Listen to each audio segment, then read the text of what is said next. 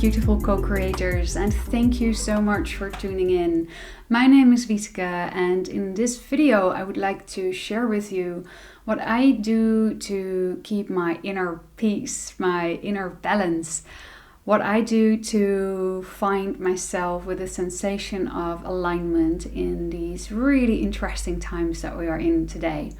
Also, I'm very curious to hear what you do to maintain that state of inner peace or centeredness in these exciting times. And please, by all means, share your thoughts and your ideas and your tools and tricks and tips and everything in the comments below, because I would love to hear from you guys. And I actually really enjoy seeing and hearing from people who have found tools that really work for them. It is your place of power, and it's a place, quote unquote, not physically but energetically, that I think for all human beings we're all being invited to find our way into.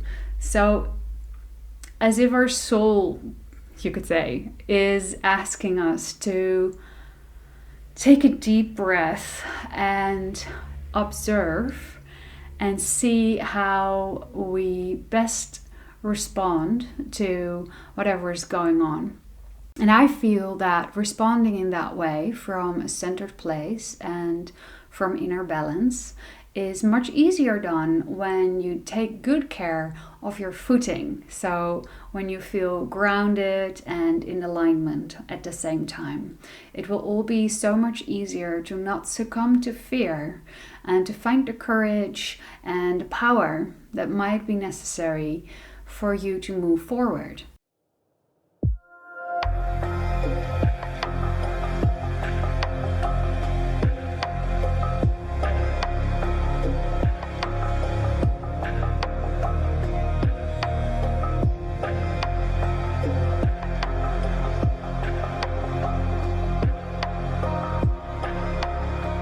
So this is a little list. I wrote it down. I have a little sneak peek note here. A little list of things that I do to keep my inner balance. So I made 3 categories. One is my, let's say, desired state of being. This is what I'm aiming to be at most of the time. 2 is a existing technique that I actually use a lot, one of my favorites. So I'm going to share that with you.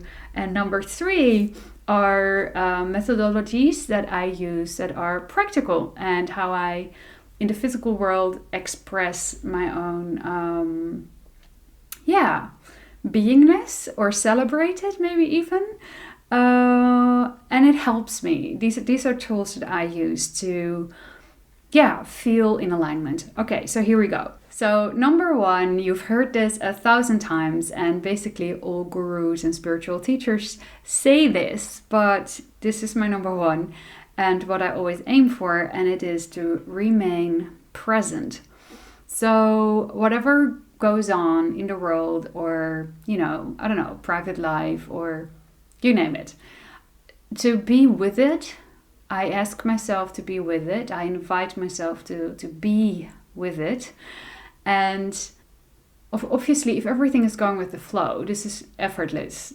Then you're just there and everything is, you can be present in such a delightful way when you are enjoying something. It's a wonderful way to be present based on that flow of energy flowing through you, the higher energy frequency that is your natural true self. So I'm talking about what I do when I feel challenged here. So when I feel triggered about something, I will invite myself to be with it. So if that is not possible in the moment of, say, receiving a piece of information initially, I will make a tiny mental note inviting myself, or basically I'm telling myself in a kind of like mental agenda, okay, make sure you take a little moment later this day to sit with this information that is triggering you right now and to tune in with it deeper. So that I will literally tell myself that as I'm receiving something that feels undefined to me, because I can't usually, when something takes me off guard, I can't immediately put my finger on it, what's going on there. So I'll take a moment later in that day, when it's quiet, when I have no obligations, turn off the phone, turn off all distractions, and go either into a meditative state or put on some music, nice and calming, or lay on the bed, or, or even on the ground, just be flat on your back. And I'll just go over the information again, and I'll feel. And this is crucial, I believe, to acknowledge our emotions and to feel our way through the information that we're being given, because so often there are hidden messages in there that kind of play on our emotions. So if I can't put my finger on it initially, I'll sit with it, feel into my core being, and I'll ask my rational mind, what does this mean to you? What does this make you believe? What do you believe this means to you? And very often the rational mind will come up with feeling obligated to respond in a certain way, or it may judge you for not having done a thing a certain way, or look up against having to do something in the future in a certain way. So it's very much a punishment, failure, reward kind of thinking that the rational mind has adopted throughout our upbringing, because this is so very often how we've been brought up to believe things in life work. But essentially, this is not who we are. This is not a competition of getting there first. It's a journey. We're all on a journey, and we all respond to the ingredients that we're being offered in a personal and unique way. And there's a beauty in that. And it's entirely all right to sit with yourself and separate the idea of the rational mind or the ego for a second and have a conversation with it. So I look at my rational mind as a friend that has the very, very best intentions for me, but also takes things sometimes very literally. And I'm consciously aware of the many beliefs that have been adopted by it throughout what I understand to be my past. And I get to know myself better and better by every single moment that some new piece of information triggers me. So being present with it, feeling into it, brings me to the definition that the rational mind has made up according to, its database, which is limited, because the rational mind isn't automatically aware of the higher self. We, and I mean the you that you really know to be, or a much larger you than the physical you, than the rational you, is the one who can build a bridge, for sure, between the rational mind and your higher self, by living your highest excitement and by embodying what you know to be true in your heart and in your gut. And when your head, your mind, your heart and your gut are all on board of the same thing, then you know that's the full you in this expression of the physical body, as we are living it right now. So that's what I'm aiming for, to see if I can get all of these parts of myself on board, all these ideas, expression forms of myself on board. So once I get to the definition, if that's a negative definition, I will change it, I'll rewrite it. So the be present part, the step number 1, constantly invites me to be present in every single here and now, and it kind of also invites me to dissect the information that I am being offered on a day-to-day basis, to then use it as a mirror to get to know myself better by, and to see potentially if a negative definition is being brought to the surface as a result of me doing this self-investigation, really. I will also see if that is a pattern that I have been recreating throughout what I understand to be my past. And then if I now feel ready to let that go, or to look at that with compassion. Okay, I'm still doing that. All right. okay, that's okay. I can continue to do that if I choose to. I don't have to. I'm kindly reminding myself that I absolutely don't have to, but I can choose to do that. So, without judging yourself negatively, looking at what you've been choosing to believe to be true so far, and then seeing if there's some wiggle room to find a kinder, softer, more optimistic, more compassionate definition as a final conclusion to information that previously triggered you. That's the number one of things that I have on my list to keep a sense of inner balance. So the number two is the tool that I kind of gave you a preview of in the beginning. I said, well, it's an existing tool. It's my absolute favorite, or one of my absolute favorites, and I've probably used it, I don't know, hundreds of times. It's helped me through a lot of mental blockages and to experience a lot more flow in my life. And that would be the Hawaiian methodology that is called Ho'oponopono. You can look up more about this technique on internet. There's a lot to be found there. But I'll just shortly explain how I look at it. So it's a 4-sentence, short sentence affirmation, perhaps you could call it, or maybe you could even call it a little prayer. You could also call it a technique to neutralize negatively charged circumstances energetically. That's how I use it mostly.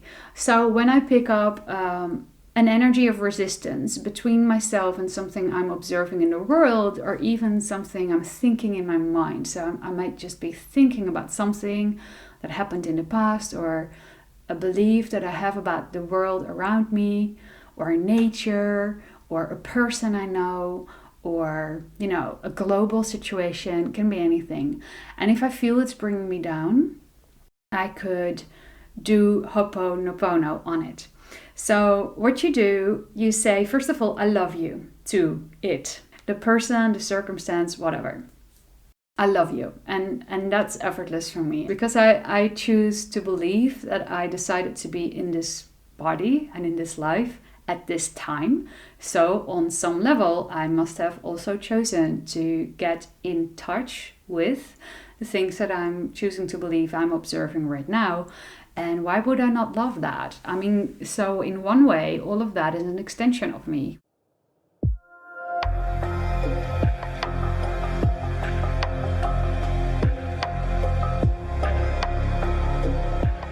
Whatever I get in touch with in one way or another is an extension of me. I have no trouble accepting that, honestly. Maybe other people do, and then this is not a good technique for you, I think. Or it may not work the way it works for me.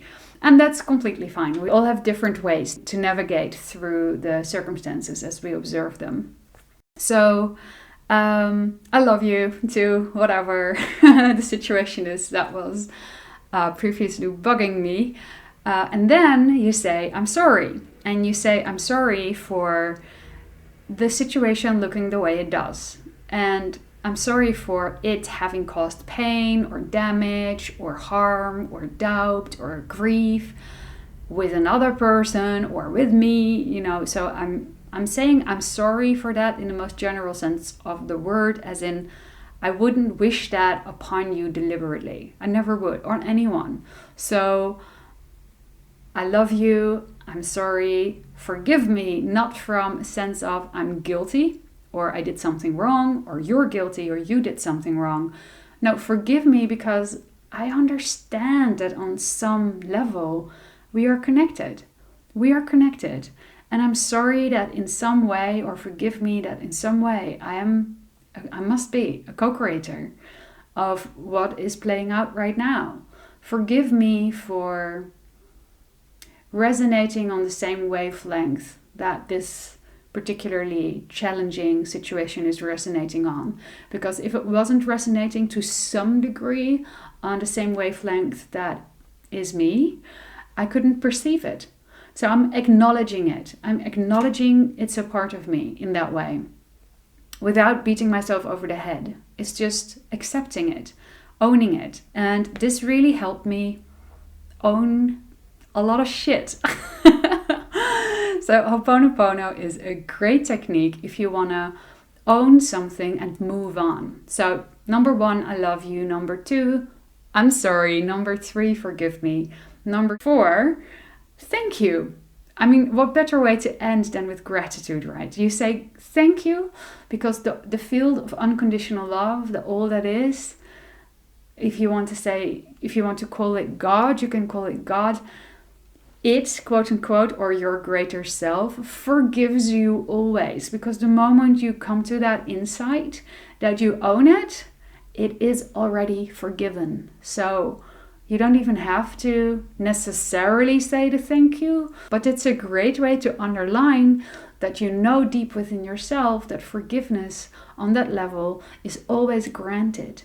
Energetically, the way I see it, this technique allows us to detach from negative energy or resistance that we may have regarding a specific person, situation, or circumstance.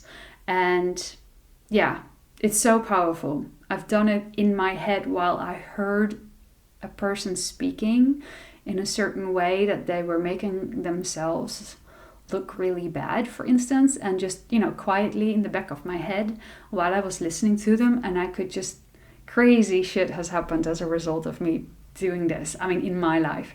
I'm not saying that will happen to you if you start playing with this, but who knows? And if this works for you as it did for me, please share below in the comments. I would love to hear. But I would do it in my head, and as a person was, speaking quite badly about themselves or the world or whatever, and I could just see them change the subject. Give it a little time. Don't push it. Don't do this in order to get somebody to speak a different way. Definitely don't do this because you insist that things change right away after you do it. Do it because you love you. That would be your main reason. Because the moment you say I love you, so the beginning part of that little cycle, when you say I love you to something or someone outside of you, you say I love you to you. Because it's all connected. But, I would say play with this and see what it does for you. Yes. Okay, so that's number 2. Ho'oponopono. Number 3. Practical things I do to stay in alignment. And this is so much fun. So something I've been doing recently. So I moved houses 2 times in the past 2.5 years, so a little bit before Corona and then in the midst of this storyline. It gave me an extra challenge of grounding, you could say, on top of everything else, because obviously you need to always take care of the grounding in yourself, of your inner energy, of your core. But then before I feel truly at home in a house, some time will go into that. And I like I don't know, sculpting the environment, if that's the thing you can say. I don't know if that's proper English. But anyway, before it really feels like home. And I'm still in the process of that here, but it's going well and I'm really happy. And I found a really inspirational woman, Japanese woman. Her name is Marie Kondo. And probably some of you will know her. She has this technique of organizing things in the house. And I actually really love it. And it may sound so superficial, but having worked with this technique for the past, 2 months or so, I really started applying it. I've been so grateful with whatever I still own materialistically. And I'm so grateful letting go of the things I no longer use. But the beauty is, it's really not about the materials. It's not really about the furniture or the clothes or the whatever you're choosing to have in your life. It's about about being present. It's what I feel, present with what is, consciously aware of what is, and you're practicing discernment. If ever there was an important time to be consciously aware of what discernment means for you, I think this is such a crucial time in our evolution to apply discernment in a truthful way that fits with you, with who you understand yourself to be in any given here and now. And we're an artwork in development. We're constantly evolving. But being true to yourself and sovereignty, what does that mean? Not giving your power away to anything that you do not truly wish to believe in. So these are all really, really, I would say, significant invitations that we're being given from a soul level right now. And don't take my word for it, because, you decide, you be the judge. And any information that you're taking in right now, this is a radar I also use. Does it really feel like this connects with me on all levels? And by that I mean my gut, my heart, and then my mind. So this is the order through which I feel if something resonates with me. So also, like in the very first explanation that I gave about being present with something and feeling into new information that I've just received, usually the red flags, I feel them in my belly. And then if anything else still feels off, I feel it in my heart. And then I'll lift it to the mind level, and that's where I get to dissect the pieces and reconnect it to my feeling until everything feels in alignment with the final definition that I'm consciously choosing to have, and that I'm not just blindly adopting from whomever or whatever party is offering me certain information from the outside world. So Marie Kondo, wonderful woman, what she does, she teaches us to, when you clean up your house, to collect everything that you want to go through, say your clothes, and then you pick them up one by one, and you listen to that inner feeling.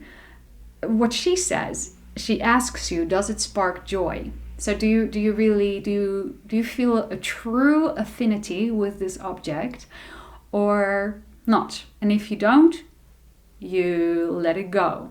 You give it away, you throw it away, whatever. But you don't just let it go. You say thank you to it. So for instance, with this pen, which I really do love, I could say thank you for having allowed me in my life to write down all kinds of wonderful inspirational things with you, and also definitely some very nonsensical things and shopping lists and what have you. Thank you. And I wish you a happy journey or something like that. And don't worry, I won't actually let you go. I still really love this pen. But so this is how you let something go. You do it very consciously. And I think that is such a beautiful technique, because not only does it make sorting out your stuff more fun, it also helps us, I believe, to get in touch more with that inner feeling.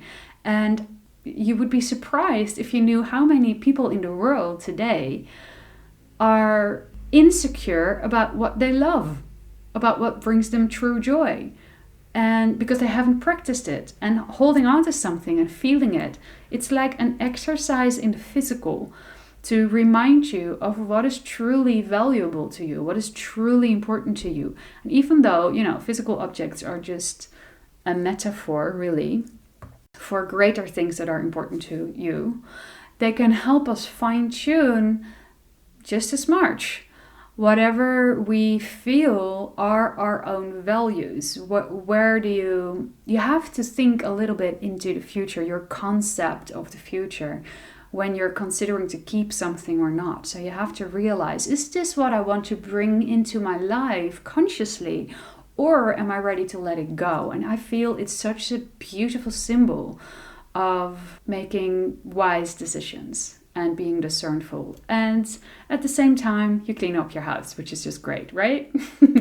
Okay, cleaning the house. That's that, Marie Kondo. Next one, yoga. For me, an everyday choice that I absolutely adore. It keeps me grounded. And I love that. So I think I started yoga approximately 12 years ago. At this point, I really do it every single day, and I have for the past few years. I may skip a week or two throughout an entire year when either I'm traveling or I'm sick or I really do feel too tired, and then I'll just give myself a day off. But I love it. It's such a joy. And what it brings me is that when I stretch my body, by stretching my body, so this is another one of those physical, energetical bridges, by stretching my body and moving it in a certain rhythm with my breathing, so you connect the breath to the physical motion, it makes me more aware of where I feel resistance. And the idea of yoga is that you lean into the resistance when you feel you're really stretching in a certain direction and you're at that edge. It's not painful because that you don't want to actually be in pain. Yoga is not about pushing it, but it's about gently leaning and then breathing into that. I find it a delicious kind of resistance. It's crazy.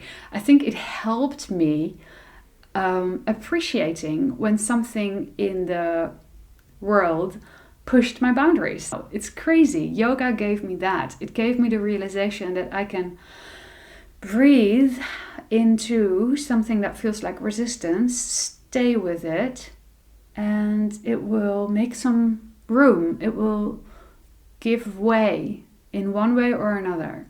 You know, maybe that's not immediately visible as you're running into a challenge in your day-to-day life, but the yoga mindset really helps facing certain challenges in life, at least for me, obviously. Again, breathwork is another one of those incredible tools. I will have moments, it goes up and down with me, it's kind of like a wave, where for a month or so I will do it every day, and then I won't do it for 2 months, and then all of a sudden I will do 1 or 3 times, and then, you know, it's kind of irregular.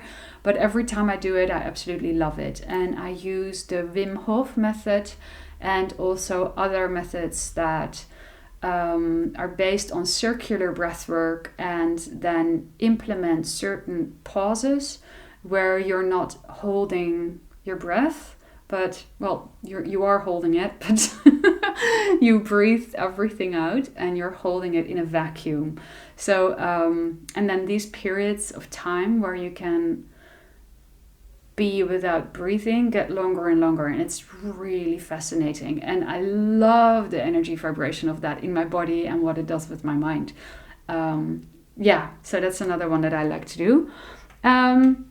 Energy healing, I can't, recommend this enough. I would say everybody who has ever done a workshop, or who has, a Reiki certificate, or if you know of any tool that is energy work related, applying it right now for yourself is such a grateful thing to do, because especially when the collective field is in turmoil, when things are evolving and constantly in flux, having that to anchor yourself, or even making up an energy work kind of tool that works for you, is of great value, I find. So I will do things like that. For instance, what I really love to do, this is one I made up, but it works for me. And before I get out of bed in the morning, I will tell myself everything is light and so am I. And the picture that I have with that in my head is that everything in the world, first my bedroom, then the city, then the country, then the world, the universe, everything that I can possibly imagine, exists out of tiny little light dots with little light threads connecting, all the points together. And really it's just energy. Everything is energy, but I'll say everything is light. So I have a visualization and I see that stretch out, and then I remind myself everything is light and so am I. Now, why am I doing it in that order? Because maybe it would be much more logical to say, I am light, I am unconditional love. And this is in a lot of affirmations that I know exist, but I'm deliberately turning it around, because in times where it seems as if the outer world can be filled with plot twists of many, many kinds, to me it helps to first see that light all around me, even though I know it's all inside of me. I will just use it in this way because it visualizes easier. So it's really just a trick to allow the rational mind to get on board with this inner knowing. I will see the entire world being of light, and then so am I. Of course I am, but first the world is. And the reason why I'm flipping that inside out right now, as I'm currently using this particular affirmation for myself in the morning, is because if I step out of my bed and into that world of light, if anything happens that was unexpected or that wasn't planned or that my rational mind would have desired to see go in a different direction, I will immediately be able to recall those little light dots, and I can just see them, bend a little bit. And it's a much softer impact. Whatever plot twist is being offered to me in that moment then is a lot easier to digest. I'm like, of course this is happening right now, because it's like standing in a river. You're not gonna scold the waves for running one way and not another. It's water, it's constantly in motion, and I'm choosing to look at the entire world, at existence that way right now, and this has been really helping me. I've been using this self-made up affirmation for the past, I think 6 months or so, and I'm still loving it, so I'll use it for a little while longer. And then lastly, almost but one on the practical list is beauty and gratitude. There's beauty in so many things in life, and if you're just open to see it, you'll see it. It's there. A person helping somebody else, a smile at the counter, somebody who, I don't know, just, gives you a little pep talk when you need it. Flowers. Oh my God, I love flowers. So that's why I put these sunflowers here. They're one of my favorite flowers. So I was thinking even to share with you, just for fun, a few of my favorite flowers. And in order to do that, I had to Google the names because I had no idea how these flowers are even called in English. Sunflowers I knew, so those are definitely some of my favorite flowers. Next ones I really, really love are peonies, or in Dutch, pioenrozen. And also I really love what is called, or I learned today, what is called gypsophilia, which is an amazing type of miniature network flower. I really love that. Or in Dutch we would call that gipskruid. And so these are 3 flowers that I really love. There's many more, but these are top 3. And what's really funny, I had no idea when I looked up gypsophilia. I keep having to look at the note because no way I can remember this. The first time I found that word on the internet, when I Googled, the translation for gipskruid, I had no idea how to pronounce that. So nowadays you can click that little button that says audio example, I think, and this wonderful, computer voice told me how to say it. And then I was, of course, that sounds a lot more logical than what I had in my mind, which was more like gypsophilia.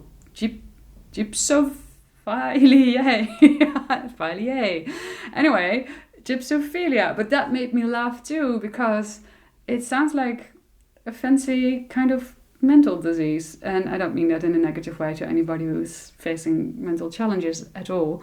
But it just seemed a funny sentence. I'm suffering from gypsophilia, so please bear with me. And that would bring me to the last, definitely last point on my practical staying in alignment list, and that would be humor. Humor, laughter, joy. If you can find anything that cracks you up, or if you have a good friend that makes funny jokes, hang with these people. They're, they're the light. I really do look up also stand-up comedy, people who dare to take a little bit of a stroll with the situations as we see them right now in the world.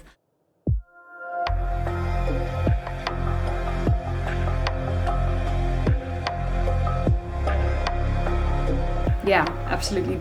Deeply appreciate that. I mean, my God, I'm so profoundly grateful for people who can laugh, which helps me also see it in a lighter energy frequency. It's all energy, and in the bigger scheme of things, it's all natural. We're just sorting out our stuff. I'm very grateful for people who help us laugh in these days. And play. Humor and play are on the same note for me, and what I gave myself in order to play more recently is a yoga hammock. So I'm not only doing yoga on the ground right now, but I'm also doing yoga in the air. And I'm just a beginner, so I'm not going to show you any pictures, and I may never show anyone any pictures. I'm really just doing it for me right now, and I love the energy frequency of it because it feels so supported. That's it. You know, I've always loved being able to go and lay in a hammock or sit in a hammock when I was traveling abroad. And now I have one in my home. I mean, it's great. I mean, it's not the regular hammock, but it's combining yoga with relaxation in a way, with gravity in a very soothing way. And I'm really, really happy I gave that to myself. It really upped the play level in my day-to-day life.